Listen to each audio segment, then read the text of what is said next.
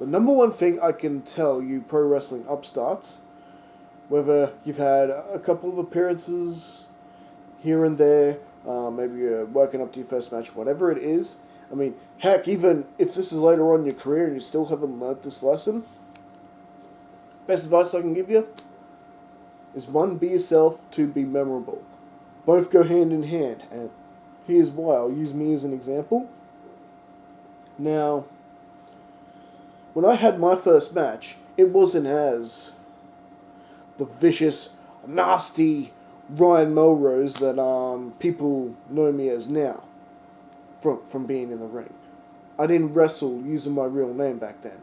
I was given a gimmick, and that was that. And that gimmick was a gimmick and a mistake known as Sarge.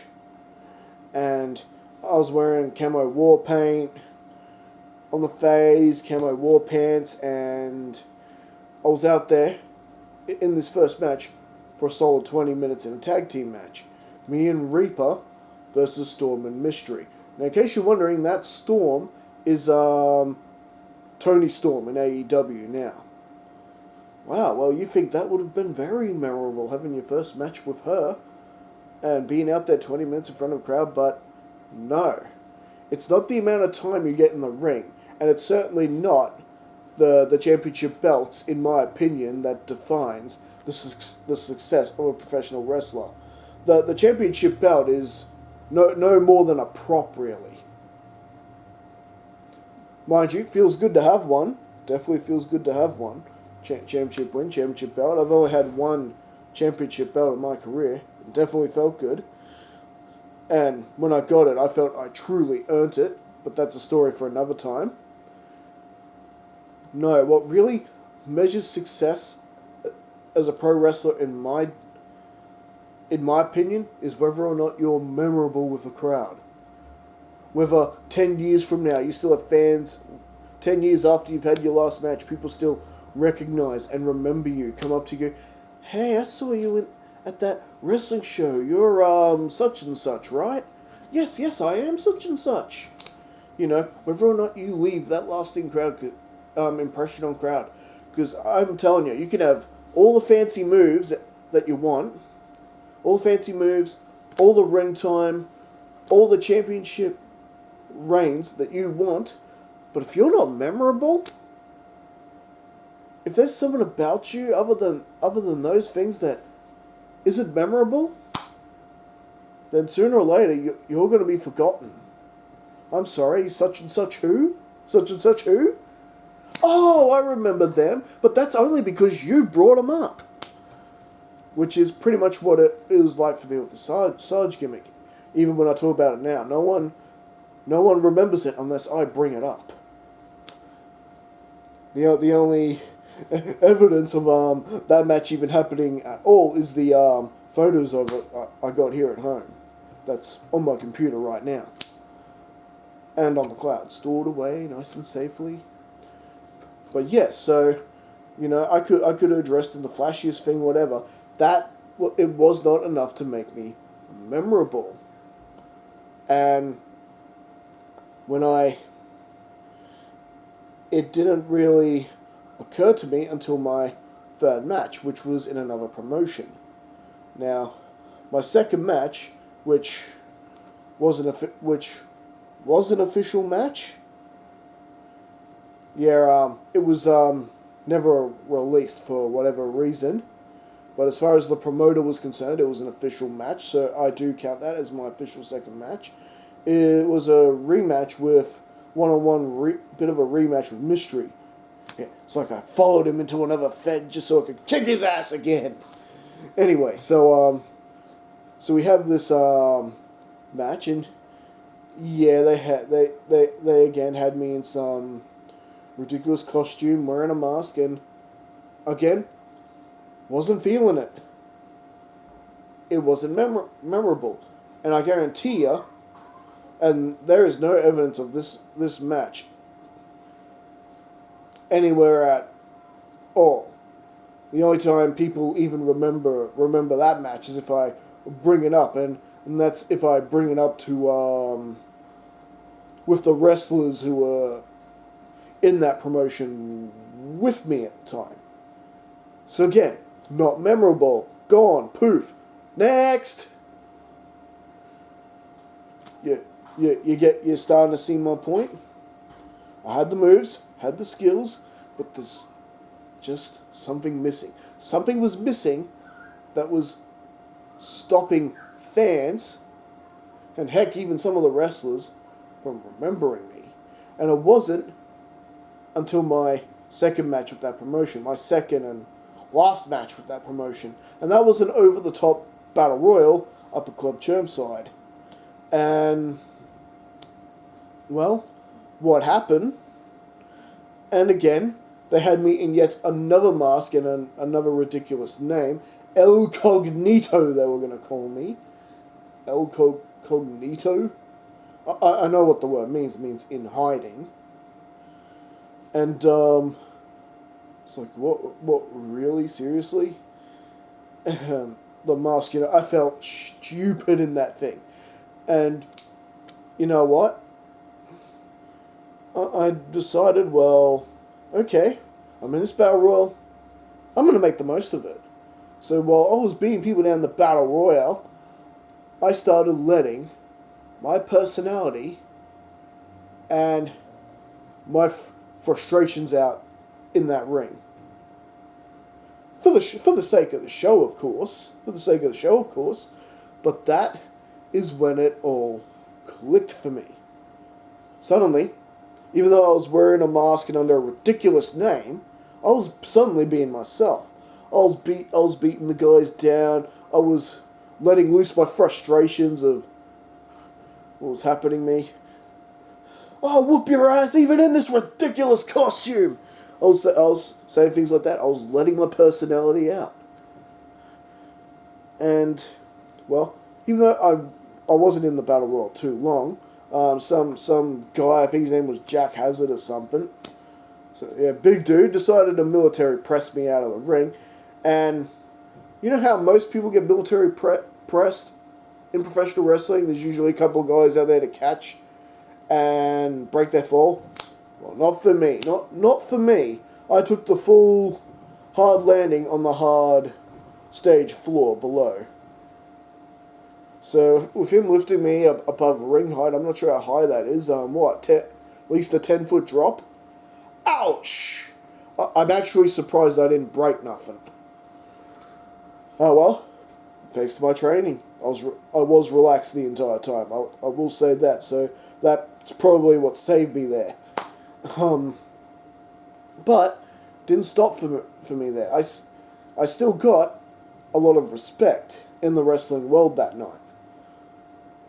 Because, well, I took that big bump like a man for one, and a couple of wrestlers came from the locker room and gave me decided to give me a bit of a vicious beating. At least I think they came from the locker room.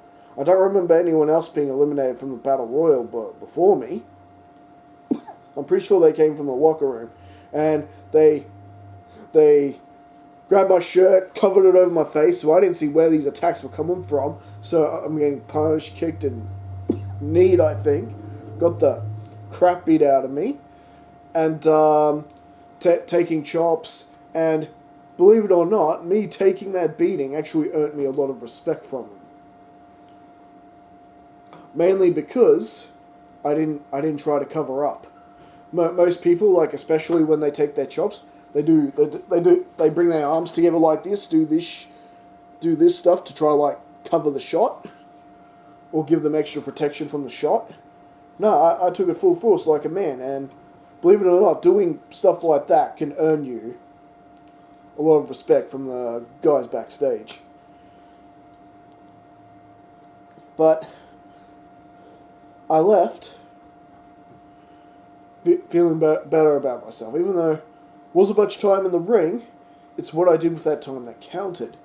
I was myself. I was being myself. I didn't need a mic. I didn't need a microphone time to do a promo. That match was my promo. I was beating people out, letting out my frustrations, talking, making sure everyone heard me, and even when I got up from the beating, I was still carrying on, making noise and frustrated and going. I was like, get up.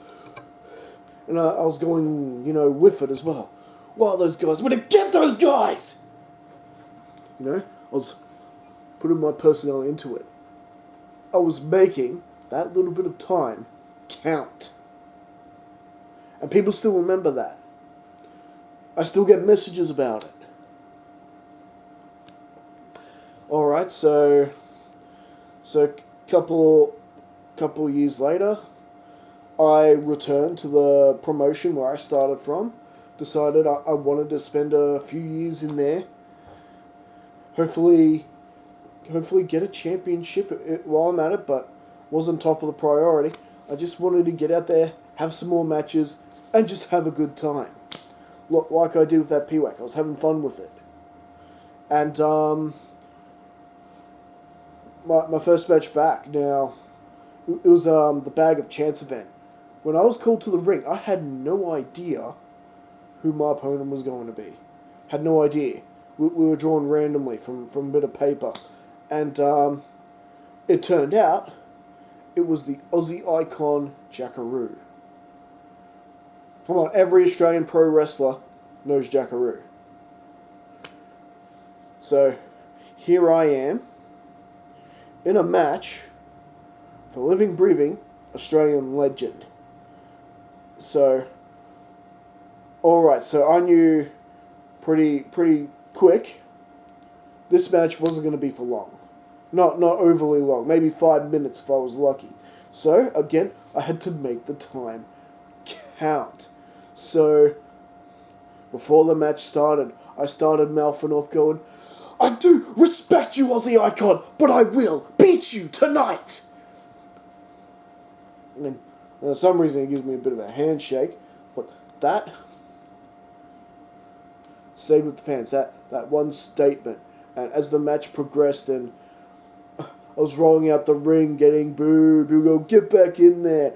And I had them stunned when I started yelling at myself, come on, Ryan, get back in there! Get back in there, whip his butt, get it together! Slapping myself. And, they were shocked to see these antics. And me angrily coaching myself through the match. And so I got in there, continued my match, and Jackaroo is a big dude. There's no way I could suplex him, do a real powerful slam to this guy. So I vocalized everything I did.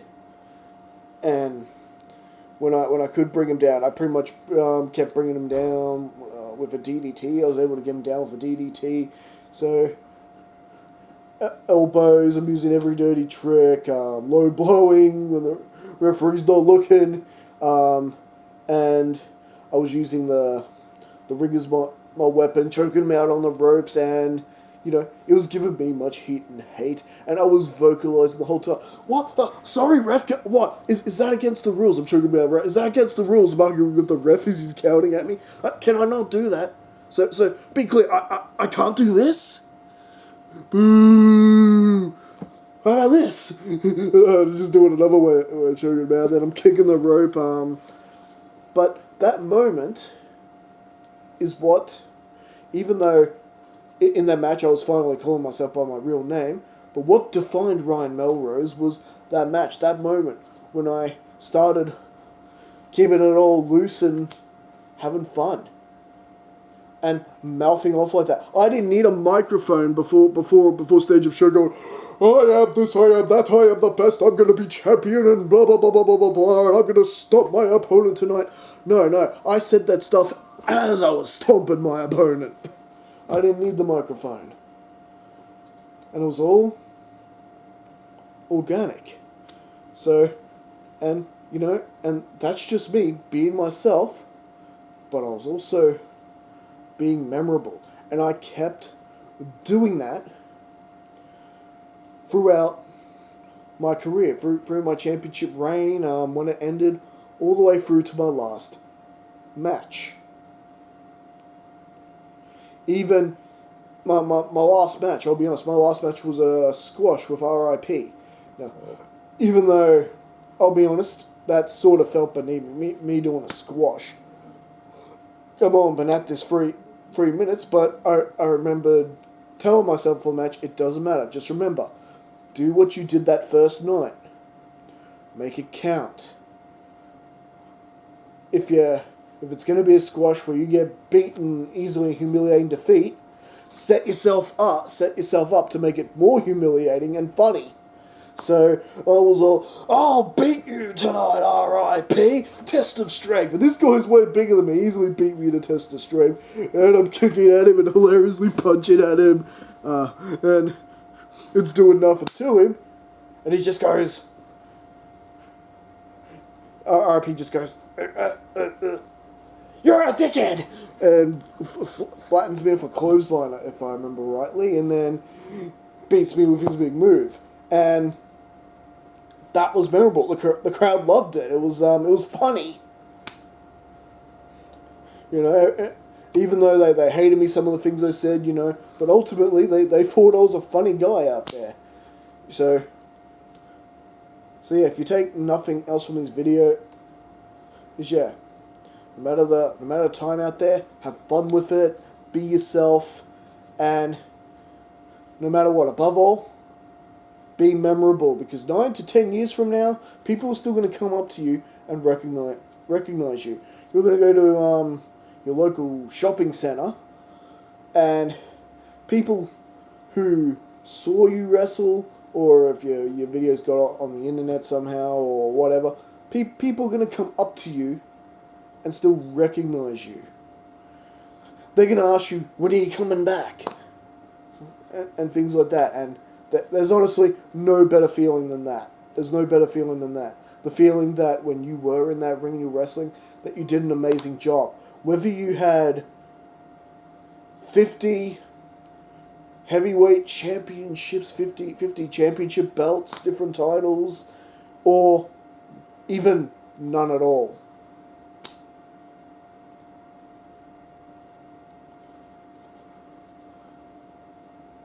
So I guess my second greatest advice that I can give you is when you're in that ring, when you're working your butt off to improve yourself and improve your position on the match card,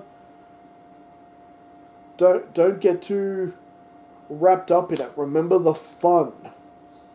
Remember to be yourself. Remember to be memorable. After all, it's the fans who are going to remember you. And if you're not memorable, you're nothing. Doesn't matter how many championship belts you've won. You're still nothing. You can have, like I said, you can have all the skill, you can have all the fancy spots in the world, you can have all the championships, all the ring time, all the microphone time you want, but if you're not memorable, you are nothing.